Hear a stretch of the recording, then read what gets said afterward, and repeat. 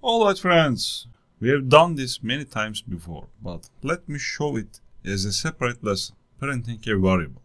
So let's define a variable. For example, let's say integer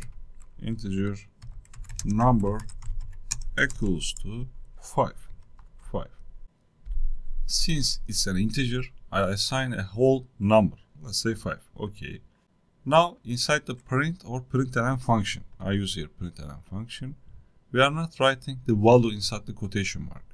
Instead, we will directly write the name of the variable, which is number here.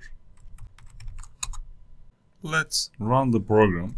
I save it, and then I come here, I say Java main Java, you see 5 appears on the screen.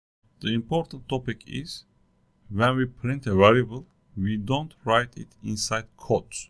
That will be treated as text. So if I, for example, write it inside quotes, inside double quotes, if I print it, you see number appears on the screen.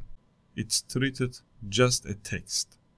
So whenever we want to print a variable, we write its name without quotation marks. So I take it back, and I run it again. You see 5 appears on the screen. Super.